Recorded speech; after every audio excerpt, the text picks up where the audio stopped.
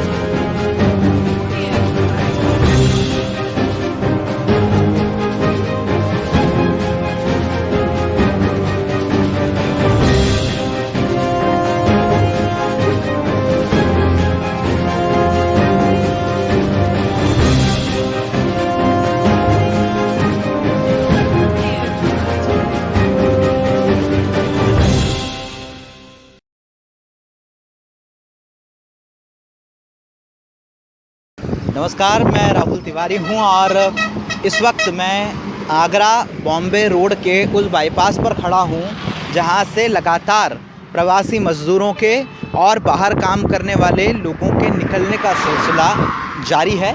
देश में लॉकडाउन का तीसरा चरण चल रहा है और लगभग 60 दिनों से ज़्यादा का समय बीत जाने के बाद भी वो तमाम सारे लोग जो कई सारी परेशानियों का शिकार थे, कई सारे लोग जो लगातार दूसरे प्रदेश में, दूसरे शहरों में अपनी आजीविका को चलाने के लिए रह रहे थे, वे लोग अभी भी अपने घर नहीं पहुंच पाए हैं। इस बाईपास की अपनी अलग कहानी है और इस बाईपास पर गुजरने वाला हर पथिक, हर शख्स अपने एक अलग दुख को लेकर इस वक्त यात्रा कर रहा है। मेरे साथ कई सारे लोगों का संवाद भी हुआ और कई सारे लोगों से मैंने ये जानने की कोशिश भी की कि आखिर किस किस तरह की तकलीफ़ें, किस किस तरह की परेशानियां उन्हें इस लॉकडाउन के दौरान आई है। सबकी अपनी अपनी कहानी थी और उन कहानियों में अपना अपना दर्द भी था। आइए कुछ मज़दूरों की बातें सुनते हैं और जानते हैं कि आखिर इस लॉकडाउन ने उनकी ज़िंदगी में क्या बदला है और किस तरह की परेशानियों को झेलते हुए अब वे अपने घर की तरफ सुकून की तलाश में निकले हैं। आप बस ये बताओ कि कहाँ से आ रहे हैं और वहाँ क्या करते हो मुंबई में आप? कल्याण में काम करता था, रबड़ कंपनी। कितने दिनों से कर रहे हो वहाँ पे? हो गया 2 साल हो गए। तो अभी क्या स्थिति बन रही है? वहाँ पर खाने पीने का सब प्रॉब्लम हो रहा था। कितने दिन से परेशान हो रहे थे वहाँ पर? हो गया 1.5 महीना हो गया। बहुत ज़्यादा परेशान थे। क्या किराए से रहते हो? हाँ, और रहने वाले कहाँ के हैं? आगरा के। ये जो अपना लॉकडाउन लगा है, मतलब इससे क्या क्या परेशानी हुई आप लोगों को? किस तरह की दिक्कत आई? कितने ऐसे लोग होंगे जिनको तकलीफ आई वहाँ पर? बहुत लोगों को तकलीफ हुआ है, पैसा पूरा ख़त्म हो गया। फिर कैसे चल रहा है खर्च वगैरह? तो घर से पैसा मंगाया था तो साइकिल खरीदा, गाँव जा रहे हैं। साइकिल खरीदना पड़ा? तो कंपनी कुछ दे नहीं रहा था, ना राशन दे रहा था, ना कुछ दे रहा था। आपके जैसे और कितने लोग हैं जो बहुत लोग हैं ऐसे। आगरा जा रहे हैं आप? अभी क्या है, जैसे लॉकडाउन खत्म हुआ उसका मुंबई जाएंगे, कब तक रहेंगे घर पे? हमेशा? अब कभी भी आने का मन नहीं करता? फिर काम का क्या होगा? काम का क्या होगा आपके? काम करें, खेती बाड़ी करें। वहीं पर करेंगे। कितने सालों से रह रहे हैं मुंबई में? 6-7 से। अभी जो लॉकडाउन ये लगा आपका, तो कितने दिनों से वहाँ पर थे आप लोग? क्या दिक्कत है? 50 दिन हो गया। दिक्कत है मतलब कि बाहर जाने के लिए कुछ सामान वामान के लिए प्रॉब्लम हो रहा है। आगे चल के उतना पैसा हो जाएगा, फिर खाने के लिए बंद हो जाएंगे हम लोग। इसके लिए हम लोग को सोचे अभी से निकल जाए तो अच्छा रहेगा, फिर नहीं आगे चल के प्रॉब्लम हो जाएगा। कहाँ के रहने वाले हैं आप? जौनपुर का।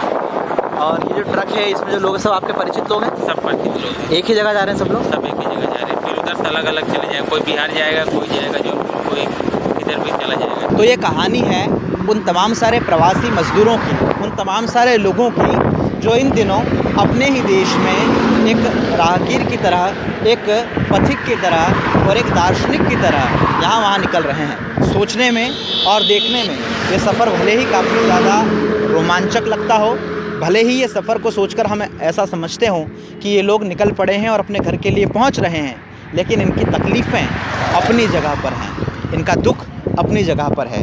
लगातार 6 दिनों तक साइकिल से सफ़र करना, कई घंटों तक पैदल चलते रहना, यहाँ वहाँ अलग अलग वाहनों में लिफ्ट मांगकर एक उम्मीद के साथ आगे बढ़ना कि बस थोड़ी देर में हम अपने घर पहुँच जाएंगे, कुछ पलों के बाद हम अपने परिवार के लोगों के बीच में होंगे। देश में संकट का जो समय चल रहा है, ये समय भले ही टल जाए, लेकिन ये कहानियाँ, ये दुख और ये आप बीती हमेशा याद रखी जाएंगी। कई सारे प्रयास हो रहे हैं, बहुत सारी मदद हो रही है, लेकिन एक सवाल भी उठ रहा है कि क्या सही जगह से मदद आई है, क्या सही व्यक्ति ने अपनी जिम्मेदारी को निभाया है, और यदि मदद की गई है तो फिर सड़क पर दिखने वाले ये नज़ारे जो आजकल आम हैं, ये नज़ारे हमें क्यों दिखाई देते? क्या वाकई यही हालात हैं? और यदि ऐसे हालात हैं तो बीते 70 सालों से इन हालातों को सुधारा क्यों नहीं गया? ये पेशकश, ये ख़बर, ये कहानी दिखाने की कोशिश आपको सिर्फ़ इसलिए है क्योंकि आप जान सकें कि वाकई तकलीफ़ें किस स्तर तक की हैं, तकलीफ़ों का क्या स्तर है, और इन तकलीफ़ों को सुधारने के लिए आने वाले दिनों में किस तरह से प्रयास किए जाने चाहिए। आप, हम और देश के तमाम सारे लोग जो इन दिनों अपने घरों में हैं, वे घरों के अंदर बैठकर भी इस बात के लिए व्याकुल हो रहे हैं कि लॉकडाउन कब खुलेगा। लेकिन इस लॉकडाउन में तपती दोपहरी में, भरी दोपहर में जो लोग लगातार कई किलोमीटर का सफ़र कर रहे हैं, जो यहाँ वहाँ पानी की तलाश कर रहे हैं, जो यहाँ वहाँ खाने के लिए उम्मीद लगाए बैठे हैं, उन लोगों से हमें सीखना चाहिए, उन लोगों से हमें जानना चाहिए कि वाकई असली परेशानी, असली तकलीफ़ क्या होती है।